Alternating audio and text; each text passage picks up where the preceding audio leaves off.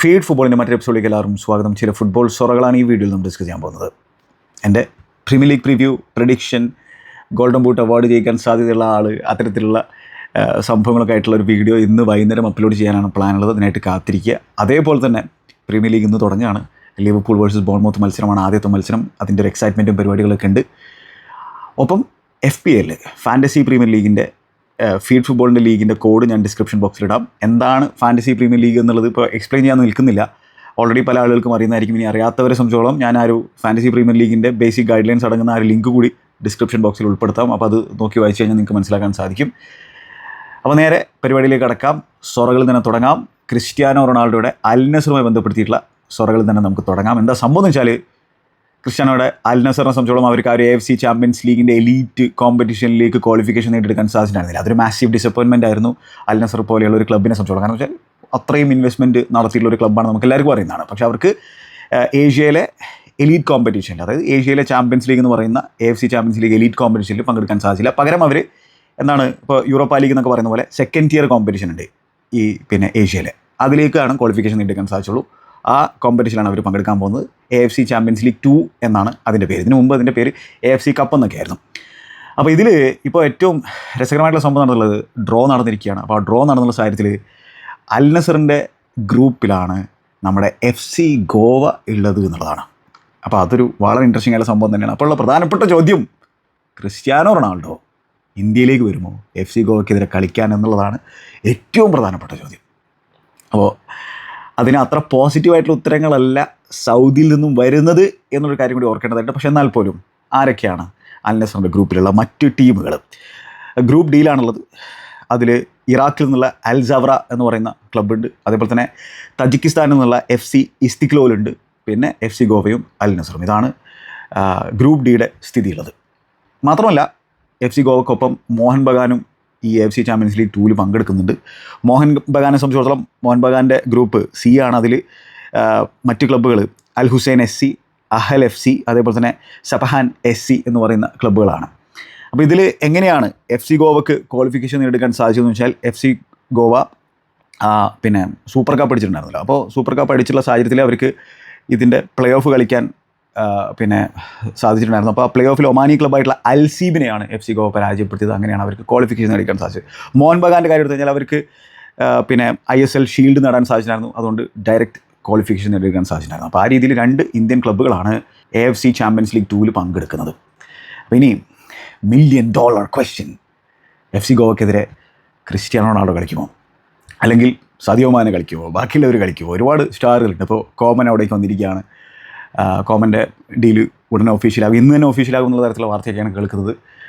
അപ്പോൾ അതേപോലത്തെ ഒരുപാട് സ്റ്റാറുകളുണ്ട്. ഇപ്പോൾ ഇനീഗോ മാർട്ടിനസ്, ബാഴ്സലോണ ആരാധകരെ സംബന്ധിച്ചോളം അവരുടെ ഒരു വാരിയറായിരുന്നു 2 വർഷക്കാലം.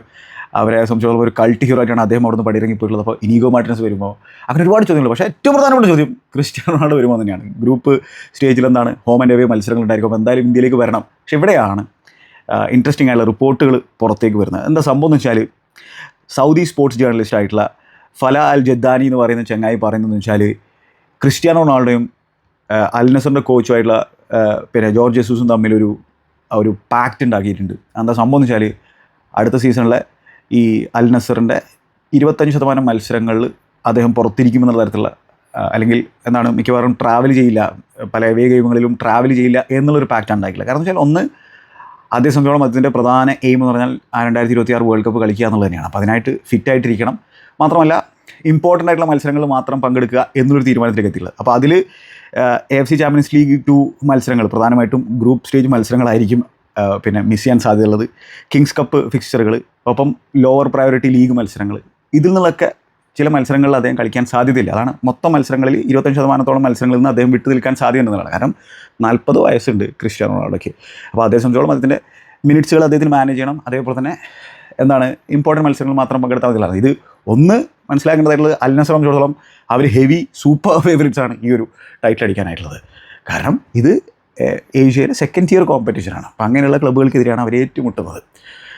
അപ്പോൾ പിന്നെ ഈ ഫിറ്റ്നസും കാര്യങ്ങളും കൺസിഡർ ചെയ്യുമ്പോൾ എല്ലാ മത്സരങ്ങളും കളിക്കാനും അദ്ദേഹത്തിന് താല്പര്യം ഉണ്ടായിരിക്കില്ല. അപ്പോൾ ഇവിടെയാണ് ഈ FC ഗോവയ്ക്കെതിരെയുള്ള മത്സരങ്ങളും ഈ പിന്നെ പാക്കിൽ വരുമോ എന്നുള്ളത് ഇനി കണ്ടറിയേണ്ടതായിട്ടുള്ളത്. അതായത് ഇന്ത്യയിലേക്ക് ഇനി അദ്ദേഹം ട്രാവൽ ചെയ്യുമോ എന്നുള്ളത് കണ്ടറിയേണ്ടതായിട്ടുള്ള സംഭവമാണ്. മിക്കവാറും അതിനുള്ള ഒരു ചാൻസ് ഉണ്ടെന്ന് ചോദിച്ചാൽ നമുക്കൊന്നും പറയാൻ പറ്റില്ല, പക്ഷേ സാധ്യത വളരെ കുറവാണ്. പക്ഷേ നമുക്ക് ആ ഒരു ഹോപ്പ് ഇപ്പോഴും വെക്കാം, അത്രേ പറയാൻ പറ്റുള്ളൂ. അപ്പോൾ അതാണ് പിന്നെ ഈ സൗദി ജേർണലിസ്റ്റായിട്ടുള്ള ഫലാൽ ജദ്ദാനി റിപ്പോർട്ട് ചെയ്തിട്ടുള്ളത്. അപ്പോൾ ഇതാണ്. പിന്നെ ഇതിൻ്റെ കഴിഞ്ഞ എഡിഷൻ ജയിച്ചിട്ടുള്ളത് നമ്മുടെ UAE ക്ലബ്ബായിട്ടുള്ള ഷാർജ FC ആണ്. അപ്പോൾ അതൊക്കെയാണ് അൽ നസറുമായി ബന്ധപ്പെടുത്തിയിട്ടുള്ള, ക്രിസ്ത്യാനോയുമായി ബന്ധപ്പെടുത്തിയിട്ടുള്ള പ്രധാനപ്പെട്ട വാർത്ത. ഇന്ത്യയിലേക്ക് വരുമോ എന്താ നിങ്ങൾക്ക് തോന്നുന്നത്? കമൻറ്റ് ബോക്സിൽ കമൻറ്റുകൾ രേഖപ്പെടുത്തുക. അതേപോലെ തന്നെ മറ്റു ചില ട്രാൻസ്ഫർ അപ്ഡേറ്റിലേക്ക് വന്നു കഴിഞ്ഞാൽ, ഈ കിങ്സ്ലി കോമൻ്റെ കാര്യം നമ്മൾ പറഞ്ഞല്ലോ. 35 മില്യൺ യൂറോസിൻ്റെ ഡീലിലാണ് ബയൺ മ്യൂണിക്കിൽ നിന്നും ആൾ അൽ നസറിലേക്ക് പോകുന്നത്, ക്രിസ്ത്യാനോ റൊണാൾഡോയുടെ കൂടെ കളിക്കാൻ പോകുന്നത്. 20 to 25 million euros per year ആയിരിക്കും കിങ്സ്ലി കോമൻ്റെ അൽ നസറിലെ സാലറി. അതൊരു ആബ്സല്യൂട്ട്ലി മോണുമെൻ്റൽ സാലറിയാണ് ചങ്ങായി ഏൺ ചെയ്യാൻ പോകുന്നത്.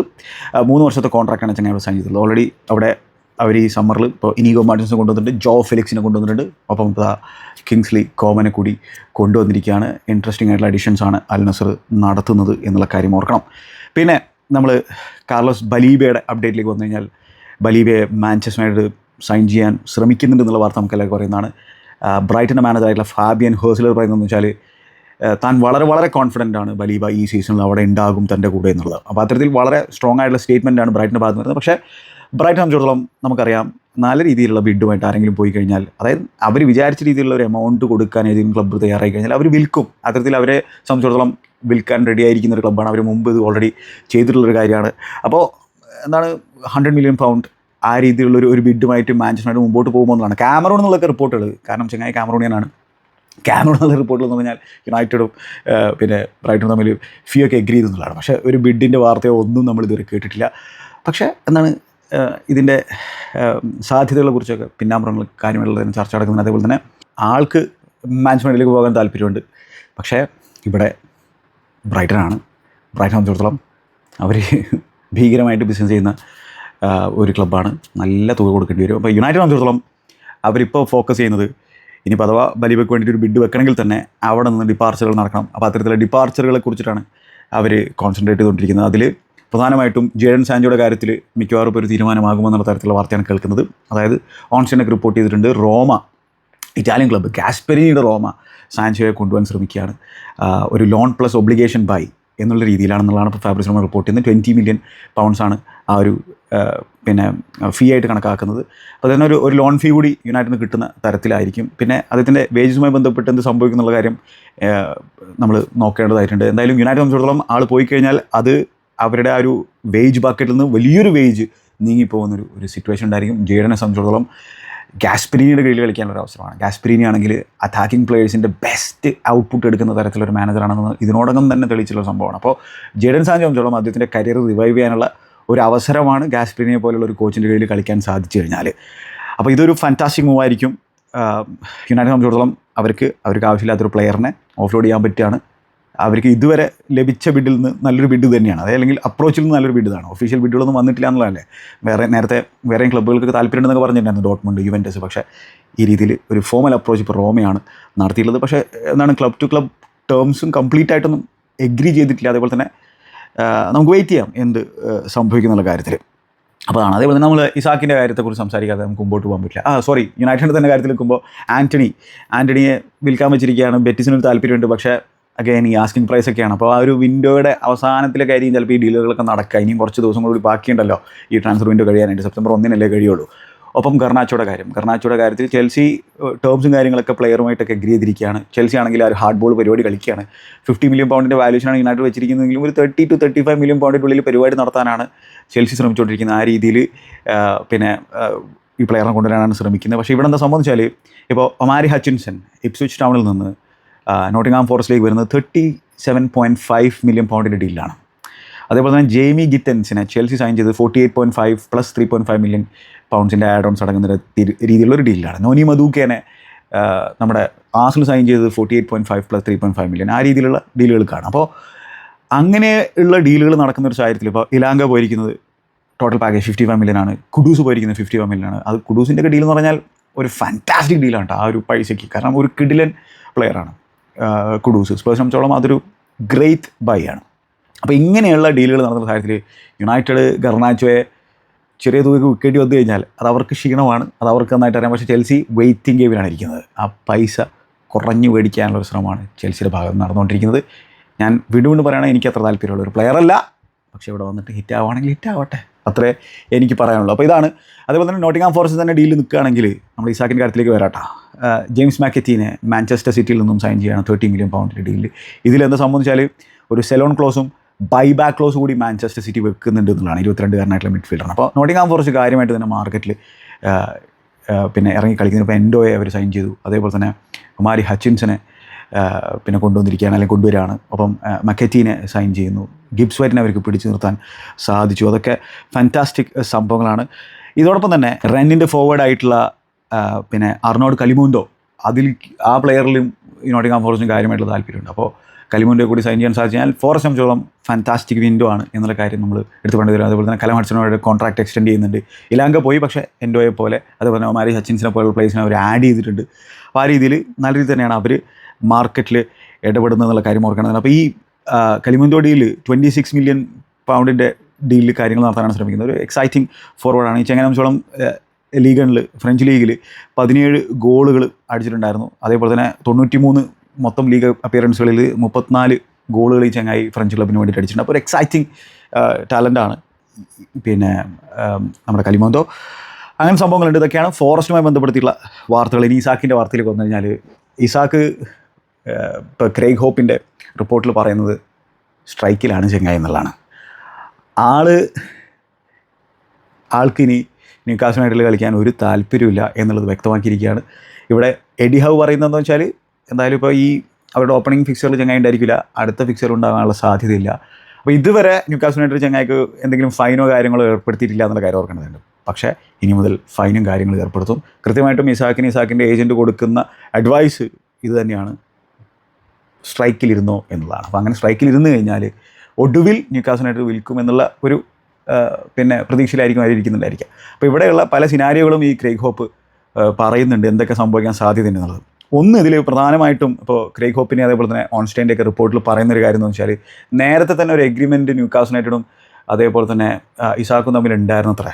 അതായത് ഇസാക്ക് പിന്നെ പോൾ മിച്ചൽ അവിടെ സ്പോർട്ടിംഗ് ഡയറക്ടർ ഇരിക്കുന്ന സാഹചര്യത്തിൽ പോൾ മിച്ചൽ അവിടെ നിന്ന് പോയി. ഇപ്പോൾ എഡി ഹൗ ആണ് അവരുടെ ട്രാൻസ്ഫർ ആക്ടിവിറ്റി കൈകാര്യം ചെയ്യുന്നത്. ആ രീതിയിൽ സ്പോർട്ടിംഗ് ഡയറക്ടർ ഇല്ല ഇപ്പോൾ ന്യൂകാസിലിന്. അതേപോലെ തന്നെ അവരുടെ മുൻ ഓണർ കൂടിയായിട്ടുണ്ടായിരുന്ന ആ പെണ്ണുങ്ങളുണ്ടല്ലോ, അമാൻഡ സ്റ്റവേലി, പുള്ളിക്കാരി അവിടെ നിന്ന് പോയി. അപ്പോൾ പോൾ മിച്ചലും സ്റ്റവേലിയും ഒരു ധാരണയിലെത്തിയിട്ടുണ്ടായിരുന്നു ഇസാക്കിനെ സംബന്ധിച്ചിടത്തോളം. അതായത് ഒരു കോൺട്രാക്റ്റ് എക്സ്റ്റൻഷൻ, അദ്ദേഹം നിലവിൽ മേടിക്കുന്ന 140,000 pound per week എന്നുള്ള ആ സാലറി ഒന്നും കൂടുതൽ സാലറി കൊടുക്കാൻ അവർ റെഡിയായിരുന്നു. അത്തരത്തിൽ പരിപാടികളൊക്കെ ചർച്ച ചെയ്തുകൊണ്ടിരിക്കുകയായിരുന്നു. പക്ഷേ പിന്നെ അവരുടെ ഈ ഫൈനാൻഷ്യൽ പ്രശ്നങ്ങളൊക്കെ ഉള്ളതുകൊണ്ട്, PSR-മായി ബന്ധപ്പെട്ട പ്രശ്നങ്ങളുള്ളതുകൊണ്ട് അങ്ങനെ ഒരു കോൺട്രാക്ട് എക്സ്റ്റൻഷൻ പിന്നെ വെച്ചില്ല. അപ്പോൾ പിന്നെ ഒരു ധാരണയിലെത്തി അങ്ങനെയാണെങ്കിൽ സമ്മറിൽ പോകാമെന്നുള്ളത്. അതാണ് പിന്നെ ഇസാക്കിൻ്റെ ഭാഗത്ത് നിന്ന് വരുന്ന സ്റ്റോറി. ആ രീതിയിലുള്ള സംഭവങ്ങളാണ് ഇപ്പോൾ ക്രെയ്ഗ് ഹോപ്പ് ആണെങ്കിൽ ഓൺസ്റ്റൈനൊക്കെ ആയിട്ട് റിപ്പോർട്ട് ചെയ്തിട്ടുള്ളത്. പക്ഷേ സ്റ്റിൽ ന്യൂകാസിൽ യുണൈറ്റഡ് വിചാരിക്കുന്നത് വെച്ചാൽ ഇത്തരത്തിൽ ഈ രീതിയിൽ കാര്യങ്ങൾ കൈകാര്യം ചെയ്യേണ്ടിയിരുന്നോ എന്നുള്ളതാണ്. അപ്പോൾ ഇവിടെ ആരുടെ സൈഡ് എടുക്കണം എന്നുള്ളത് നിങ്ങൾ തീരുമാനിക്കുക. നമ്മൾ മനസ്സിലാക്കേണ്ടതായിട്ടുള്ളൊരു സംഭവം എന്ന് വെച്ചാൽ, എഡി ഹൗ എന്ന് പറയുന്ന മാനേജർ ഇസാക്കിൻ്റെ കരിയറിലെ ഡെവലപ്മെൻറ്റിൽ വലിയ പങ്ക് വഹിച്ചുള്ളൊരു ചങ്ങായാണ്. ഇസാക്കിന് ചുറ്റിനായിട്ട് ഒരു ടീമിനെ ബിൽഡ് ചെയ്യുന്നു, അദ്ദേഹത്തിന് വലിയ ഇമ്പോർട്ടൻസും കാര്യങ്ങളും കൊടുക്കുന്നു, അദ്ദേഹം നല്ല രീതിയിൽ ഫ്ലറിഷ് ചെയ്യുന്നു. റയൽ സോസിഡാഡിൽ നിന്ന് വലിയ തുക കൊടുത്തുകൊണ്ടാണ് ന്യൂകാസിൽ യുണൈറ്റഡ് പ്രീമിയർ ലീഗിലേക്ക് ചെങ്ങായിനെ കൊണ്ടുവന്നിട്ടുണ്ടായിരുന്നത്. അങ്ങനെ ഇസാക്കും നല്ല രീതിയിലുള്ള പരിപാടികൾ തന്നെയാണ് അവിടെ ചെയ്തിട്ടുള്ളത്. അങ്ങനെ ന്യൂകാസിൽ യുണൈറ്റഡിൻ്റെ ആ ഒരു നീണ്ടകാലത്തെ ആ ഒരു ട്രോഫി വരൾച്ചക്കുള്ള വിരാമം സംഭവിക്കുമ്പോൾ അതിലൊക്കെ വലിയ പങ്ക് വഹിക്കാനൊക്കെ ഇസാക്കിന് സാധിച്ചിട്ടുണ്ട്. അപ്പോൾ ഇവിടെ ഇസാക്കും ഡെലിവറി ചെയ്തിട്ടുണ്ട്. അങ്ങനെ അദ്ദേഹം ഇപ്പോൾ ലോകത്തിൽ തന്നെ ഏറ്റവും മികച്ച സ്ട്രൈക്കർ എന്ന രീതിയിലേക്ക് മാറിയിരിക്കുകയാണ്. അപ്പോൾ ഇവിടെ ഇസാക്കിനെ സംബന്ധിച്ചിടത്തോളം എന്താണ്, ഓൾറെഡി അദ്ദേഹം ന്യൂകാസിൽ യുണൈറ്റഡ് തമ്മിലൊരു പാക്റ്റ് ഉണ്ട് എന്നുള്ളതാണ്. അപ്പോൾ അതുകൊണ്ട് തന്നെ വിടാത്തതിലുള്ള പ്രതിഷേധമാണ് ചെങ്ങായിക്കുള്ളത്. പക്ഷേ ഇവിടെ മനസ്സിലാക്കേണ്ടതായിട്ടുള്ളത്, ലിവർപൂളിൻ്റെ ഭാഗത്ത് നിന്ന് 110 million pound ബിഡാണ് വന്നിട്ടുള്ളത്. അതിനുശേഷം ഒരു ബിഡൊന്നും വന്നിട്ടില്ല. പക്ഷേ ബിഡ് വെക്കും. ലിവർപൂൾ ആണെങ്കിൽ കൃത്യമായിട്ടും ഒരു വെയിറ്റിംഗ് ഗെയിം നടത്തുകയാണ്. എപ്പോഴാണോ ന്യൂകാസിൽ യുണൈറ്റഡ് കംപ്ലീറ്റ്ലി ഈ ഒരു സിറ്റുവേഷനിൽ ഭയങ്കരമായിട്ട് വീക്കാ, അവിടെ മറ്റൊരു ബിഡുമായിട്ട് അവർ പോകും. അപ്പോൾ ഇവിടെ ന്യൂകാസിൽ യുണൈറ്റഡ് സംബന്ധിച്ചിടത്തോളം ഒരു തീരുമാനം എടുക്കേണ്ടതായിട്ടുണ്ട്. എഡി ഹവ് എന്ന് പറയുന്ന മാനേജർ ആളുടെ കരിയറിൽ 24-ാമത്തെ വയസ്സിൽ ബോൺമൗത്തിൽ നിന്നും ചെങ്ങായി പോർട്സ്മൗത്തിലേക്ക് പോയിട്ടുണ്ടായിരുന്നു. അപ്പോൾ ആൾക്കറിയാം അത്തരത്തിൽ റൈവൽസിലേക്ക് പോകുന്ന സംഭവങ്ങളെക്കുറിച്ചൊക്കെ അദ്ദേഹത്തിന് അറിയാം. ഇത് അദ്ദേഹത്തിൻ്റെ കരിയറിൽ തന്നെ സംഭവിച്ചിട്ടുള്ളൊരു കാര്യമാണ്. അപ്പോൾ ആൾക്ക് ഇത്തരത്തിലുള്ള സിറ്റുവേഷൻ പ്ലെയർ എന്ന രീതിയിൽ ഡീൽ ചെയ്തതിൻ്റെ പരിചയവും കാര്യങ്ങളുണ്ട്. അപ്പോൾ നല്ല രീതിയിലാണ് ചെങ്ങായി ഇസാക്കിൻ്റെ കാര്യം കൈകാര്യം ചെയ്തത്. സോഫാർ. അദ്ദേഹം പ്രസ് കോൺഫറൻസിലൊക്കെ എല്ലാ പ്രസ് കോൺഫറൻസിലും അദ്ദേഹത്തിനോട് ചോദിക്കുന്നത് ഈ ചോദ്യങ്ങൾ തന്നെയാണ്. അപ്പോൾ എന്താണ് ആൾ വ്യക്തമാക്കിയിട്ടുണ്ട്, ന്യൂകാസിൽ യുണൈറ്റഡിന് വേണ്ടി കളിക്കാൻ താല്പര്യമുള്ള പ്ലേയേഴ്സിനെ മാത്രമേ തനിക്ക് ഇവിടെ പിടിച്ചു നിർത്താൻ താല്പര്യമുള്ളൂ. പക്ഷേ ഒപ്പം എന്താണ്, ഇസാക്കിന് എല്ലാ ഡോറുകളും ഞങ്ങൾ തുറന്നിട്ടിരിക്കുകയാണെന്നുള്ളതാണ്. തിരിച്ചു വരണമെങ്കിൽ തിരിച്ചു വരാം എന്നുള്ള തരത്തിലുള്ള സംഭവമാണ്. അപ്പോൾ ഇവിടെ ഓപ്ഷൻസ് എന്താണ്? ഒന്ന്, ഇതിങ്ങനെ ആ ഒരു വിൻഡോ കഴിയുന്നവരെ ഡ്രാഗ് ചെയ്തിട്ട് അതിൻ്റെ ഒടുവിൽ ഒരു കോൺട്രാക്ട് എക്സ്റ്റൻഷൻ എങ്ങനെയെങ്കിലും ഇസാക്കിനെ കൊണ്ട് സൈൻ ചെയ്യിപ്പിച്ചിട്ട് ഒരു റിലീസ് ക്ലോസും കാര്യങ്ങളൊക്കെ വെച്ചിട്ട് ഒരു വർഷം കൂടി അവിടെ പിടിച്ചു നിർത്തി എന്നിട്ട് അടുത്ത സീസണിൽ പറഞ്ഞേക്കാം. അപ്പോൾ എന്താണ്, മനസ്സിലാവാൻസോടെ ആണെങ്കിലും ഇസാക്ക് തിരിച്ച് ടീമിലേക്ക് വരുന്നു. പിന്നെ 1-2 ഗോളൊക്കെ അടിക്കുമ്പോൾ ആരാധകർ അങ്ങോട്ട് കൂടെ കൂടിക്കോളും, എഡി ഹൗ ഒക്കെ മറക്കും, കാരണം എബിലിറ്റി ഉള്ള പ്ലെയർ ആണല്ലോ. പക്ഷേ അതിനുള്ളൊരു സാധ്യതയുണ്ട്. പിന്നെയുള്ള സാധ്യത എന്ന് വെച്ചാൽ ന്യൂകാസിനെ സംബന്ധിച്ചിടത്തോളം അവരുടെ ഓപ്ഷൻസ് ABCDE എല്ലാ ഓപ്ഷൻസും പോയിരിക്കുകയാണ്. പ്ലാൻ A മുതൽ പ്ലാൻ W വരെയുള്ളതും പോയില്ലേ സ്ട്രൈക്കർ എന്ന രീതിയിൽ. അപ്പോൾ സെസ്കോക്ക് വേണ്ടിയിട്ട് അവർ അങ്ങോട്ടേക്കൊക്കെ പോയിട്ടുണ്ടായിരുന്നു എങ്ങനെയൊക്കെ സൈനിങ് നടത്താനായിട്ട്. അതൊന്നും നടന്നില്ല. സെസ്കോ ഡീൽ നടന്നിരുന്നെങ്കിൽ ഒരു പക്ഷേ ഇപ്പോൾ ഇസാക്ക് ഡീലും നടന്നിട്ടുണ്ടാവും എന്നുള്ളതാണ് ഞാൻ മനസ്സിലാക്കുന്നത്. പക്ഷേ അത് നടന്നില്ല. അപ്പോൾ അവരെ സംബന്ധിച്ചിടത്തോളം ഒരു ഓൾട്ടർനേറ്റീവ് വേണം. ഇപ്പോൾ ആൻ്റണി ഗോർഡനെ ആണിപ്പോൾ ഒരു ഫോൾസ് നൈനൊക്കെ ആക്കിയിട്ട് ഇപ്പോൾ ഈ ആസ്റ്റൺ വില്ലയ്ക്കെതിരെ മത്സരത്തിൽ ചിലപ്പോൾ കളിപ്പിക്കുക എന്നുള്ളതൊക്കെയാണ് പറഞ്ഞു നടക്കുന്നത്. ആ രീതിയിലുള്ള പരിപാടികളാണ്. അപ്പോൾ അവർക്ക് ഒസൂല എന്ന് പറയുന്ന ഒരു സ്ട്രൈക്കറേ ഉള്ളൂ. ആളൊക്കെ ഒരു റോ ടാലൻ്റാണ്. വേറെ ആരും ഇല്ല. കലം വിൽസൺ പോയിരിക്കുകയാണ്. അവർക്ക് 2 സ്ട്രൈക്കർമാരെ കൊണ്ടുവരേണ്ട സിറ്റുവേഷനാണ്. അപ്പോൾ അതിൽ ഒന്ന് യോവാൻ വിസ ആയിരിക്കും മിക്കവാറും അത് നടക്കുമെന്ന് തന്നെയാണ് പറഞ്ഞു കളിക്കുന്നത്. യോവാൻ വിസയും അവിടെ സ്ട്രൈക്ക് പോലെ തന്നെയാണ്. അപ്പോൾ കീത്ത് ആൻഡ്രൂസ് എന്ന് പറയുന്നത് ബ്രെൻഫോർഡിൻ്റെ മാനേജർ പറയുന്നത് പ്രീ സീസൺ പരിപാടികളൊന്നും നമ്മൾ വിചാരിച്ച പോലെ ഒന്നുമില്ല, ഭയങ്കര ഡിസ്റപ്ഷനാണ്. യോവാൻ വിസയുടെ കാര്യത്തിൽ എനിക്ക് നല്ല ബന്ധമാണ് ചങ്ങായുമായിട്ട്, പക്ഷേ എന്താണ് ഇൻട്രസ്റ്റും കാര്യങ്ങളുണ്ട്, എന്തെങ്കിലുമൊക്കെ ഒരു സൊല്യൂഷൻ പെട്ടെന്ന് വേണമെന്നാണ്. അപ്പോൾ യോവാൻ വിസയും ആദ്യത്തെ കളിയൊന്നും കളിക്കില്ല. യോവാൻ വിസയും അവിടെ നിന്ന് പോകും, ഉറപ്പാണ്. ന്യൂകാസിലേക്ക് വരും. 25 മില്യൺ പൗണ്ടിൻ്റെ ബിഡാണ് അവർ ആദ്യം വെച്ചത്. പക്ഷേ ഒരു 30-35 അല്ലെങ്കിൽ 40 മില്യൺ പൗണ്ടിൻ്റെ ഡീലൊക്കെ വരാനുള്ള സാധ്യത ന്യൂകാസിൽ യുണൈറ്റഡിലേക്ക്. ആളുടെ മുമ്പിലേക്ക് സൗദി ക്ലബ്ബുകളൊക്കെ ഓഫർ വെച്ചു. പക്ഷേ പുള്ളിക്കാരൻ ചാമ്പ്യൻസ് ലീഗ് കളിക്കണം. അതാണ് പുള്ളിക്കാരുടെ ഒരു ഡ്രീം എന്ന് പറഞ്ഞാൽ. അപ്പോൾ വിസ വരുമായിരിക്കും. പിന്നെ ആര് എന്നുള്ളതാണ്. മറ്റൊരു സ്ട്രൈക്കർ കൂടെ കൊണ്ടുവരണല്ലോ. നിക്കോളാസ് ജാക്സണിൽ താല്പര്യമുണ്ട്, അങ്ങനെയുള്ള പേരുകളൊക്കെ നമ്മൾ കേൾക്കുന്നുണ്ട്. പക്ഷേ ന്യൂകാസിൽ യുണൈറ്റഡ് ആകെ ഇടങ്ങൾ പിടിച്ചിരിക്കുകയാണ്. അപ്പോൾ അവർക്ക് മറ്റൊരു സ്ട്രൈക്കറെ കൊണ്ടുവന്നിട്ട് ഇസാക്കിനെ വിൽക്കാനുള്ള ഒരു ഓപ്ഷൻ കൂടിയുണ്ട്. അല്ലെങ്കിൽ ആരെയും കിട്ടാതെ തന്നെ ഇസാക്കിനെ വിൽക്കുക എന്നുള്ളൊരു ഓപ്ഷൻ കൂടിയാണ് അവർക്ക് മുമ്പിലുള്ളത്. എന്തായാലും അവർ വിചാരിക്കുന്ന ഒരു 130 മില്യൺ പൗണ്ട് പ്ലസ് ഡീലേ അവർ വിൽക്കുള്ളൂ എന്നുള്ളതാണ്. ആ രീതിയിലൊരു ബിഡുമായിട്ട് ലിവർപൂൾ എപ്പോൾ വരും എന്നുള്ളതാണ് മറ്റൊരു ചോദ്യം. അല്ലാതെ പിന്നെ എഡി ഹൗ തുറന്നിട്ട വാതിലുണ്ടല്ലോ, അവസാന നിമിഷം തിരിച്ച് അങ്ങോട്ടേക്കെല്ലാം ഒഴിവാക്കി. കാരണം ഒറ്റയ്ക്കാണ് പുള്ളിക്കാരെ ഇപ്പോൾ ട്രെയിൻ ചെയ്യുന്നത്, ഗ്രൂപ്പിൻ്റെ കൂടെ ഒന്നല്ല. കാരണം ഒറ്റയ്ക്ക് ട്രെയിൻ ചെയ്താൽ മതി എന്നുള്ളൊരു ധാരണ കൂടി ഉണ്ട്. ആ ഒരു ടീം ഡിന്നറിൻ്റെ കൂടെ ഒന്നും പുള്ളിക്കാരൻ ഉൾപ്പെടുത്തിയിട്ടുണ്ടായിരുന്നില്ല. കാരണം വെച്ചാൽ ഒറ്റപ്പെട്ട രീതിയിലാണ് പുള്ളിക്കാരൻ സ്ട്രൈക്കിലാണ്.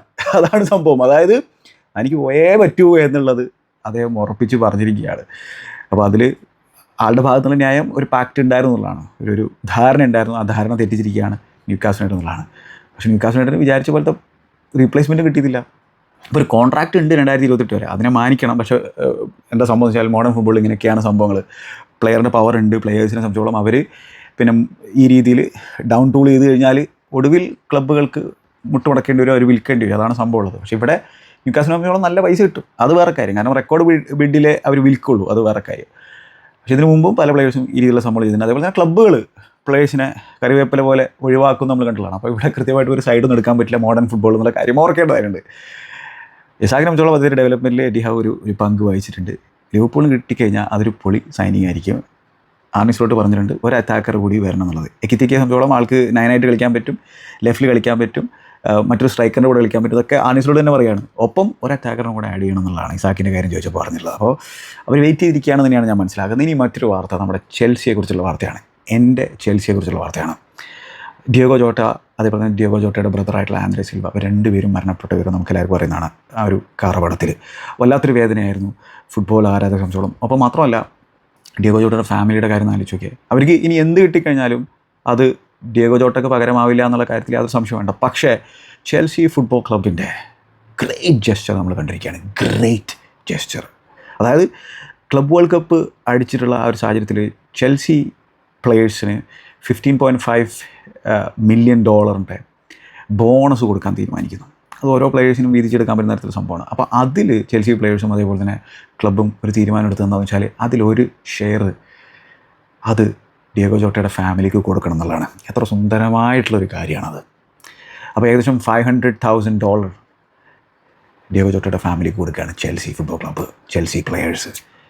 അതാണ് ഇത് ഡിയോഗോ ജോട്ടയ്ക്ക് പകരമാവില്ല ഒരു പൈസയും ഒന്നും, കാരണം ഒന്നും ജീവന് പകരമാവില്ല. പക്ഷേ ഇത്തരത്തിലുള്ള സുന്ദരമായിട്ടുള്ള ആ സംഭവങ്ങൾ ചെൽസി പോലുള്ളൊരു ക്ലബ്ബ് ചെയ്യുമ്പോൾ അതിന് കൈയടി കൊടുക്കണ്ടേ, കൊടുത്തേ പറ്റുള്ളൂ. ഫുട്ബോളൊരു ബ്യൂട്ടിയാണത്. പ്ലെയേഴ്സ് തമ്മിലുള്ള ബന്ധമാണത്. ഫുട്ബോൾ ക്ലബ്ബുകൾ തമ്മിൽ റൈവൽറിയും കാര്യങ്ങളുണ്ടെങ്കിൽ പോലും ഇതൊരു ഒരു ഒരു വല്ലാത്തൊരു ഇമോഷണൽ സ്പോർട്ട് കൂടിയാണെന്നുള്ള കാര്യത്തിൽ യാതൊരു സംശയവും വേണ്ട. അതേപോലെ തന്നെ ലിവർപൂൾ ഇത്ര സുന്ദരമായിട്ടുള്ള കാര്യങ്ങളാണ് ചെയ്യുന്നുണ്ടോ ജോട്ടയ്ക്ക് വേണ്ടിയിട്ട്. അതായത് അദ്ദേഹത്തിൻ്റെ ബാക്കിയുള്ള കോൺട്രാക്റ്റിൽ വരുന്ന പൈസ അദ്ദേഹത്തിന് ഫാമിലി കൊടുക്കാൻ തീരുമാനിച്ചിരിക്കുകയാണ്. 140,000 pounds per വീക്കാണ് ചങ്ങായി ഏൺ ചെയ്തിരിക്കുന്നത്. ആ പൈസ ഫുള്ള് അദ്ദേഹത്തിൻ്റെ കോൺട്രാക്ട് തീരുന്നവരെ കൊടുക്കും. മാത്രമല്ല 20 നമ്പർ ജേഴ്സിയൊക്കെ അവർ റിട്ടയർ ചെയ്തു. ആർണിസിലോട്ട് പറഞ്ഞതെന്ന് വെച്ചാൽ ഇന്ന് ആൻഫീൽഡിൽ ലിവർപൂളിൻ്റെ മത്സരത്തിൽ ഡിയോഗോ ജോട്ടയുടെ ഫാമിലി, അദ്ദേഹത്തിൻ്റെ വൈഫും കുട്ടികളൊക്കെ പങ്കെടുക്കും എന്നുള്ള കാര്യമാണ് പറഞ്ഞിട്ടുള്ളത്. പിന്നെ ഫോർവേഡ് 20 എന്ന് പറയുന്ന ആ ഒരു എംബ്ലം ലിവർപൂളിൻ്റെ ഷർട്ടിലുണ്ടായിരിക്കും. അതേപോലെ തന്നെ ആ ഒരു സ്റ്റേഡിയം ജാക്കറ്റിലൊക്കെ അവർ അത് through out the season use ചെയ്യാനുള്ള പ്ലാനാണ്. അപ്പോൾ അത് എന്തായാലും ലിവർപൂൾ ഫുട്ബോൾ ക്ലബ്ബാണ്, ഒരിക്കലും കൈവിടില്ല എന്നുള്ള കാര്യത്തിൽ സംശയമൊന്നും വേണ്ട. അതേപോലെ തന്നെ ചെൽസി ഫുട്ബോൾ ക്ലബ്ബ്, എൻ്റെ ക്ലബ്ബ്, എത്ര സുന്ദരമായിട്ടുള്ള കാര്യമാണ് ചെയ്തിട്ടുള്ളത്. ഒരു ചെൽസി ഫാൻ എന്ന രീതിയിൽ ഭയങ്കര അഭിമാനം ഉണ്ടാക്കുന്ന തരത്തിലുള്ള സംഭവങ്ങളാണ് ഇതൊക്കെ കാണുമ്പോൾ ഭയങ്കര സന്തോഷമുണ്ട്. അപ്പോൾ നമ്മളൊക്കെ ഓരോ ക്ലബിൻ്റെയും അല്ലെങ്കിൽ ഓരോ ടീമിൻ്റെയും ഓരോ പ്ലെയേഴ്സിൻ്റെയൊക്കെ ആരാധകരായിരിക്കാം. പക്ഷേ നമ്മളൊക്കെ ഫുട്ബോളിൻ്റെ ആരാധകരാണെന്നുള്ളതാണ്, അല്ലെങ്കിൽ ഫുട്ബോൾ പന്തളീൻ്റെ ആളുകളാണ് എന്നുള്ളതാണ് അടിവരായിട്ട് പറയേണ്ട തരത്തിലുള്ള സംഭവം. എനിക്കെന്തായാലും ഒന്നേ പറയാനുള്ളൂ, യു നെവർ വോക്ക് അലോൺ. മറ്റേ അദ്ദേഹത്തെ നമുക്ക് കൊണ്ട് കാണാം. Good bye.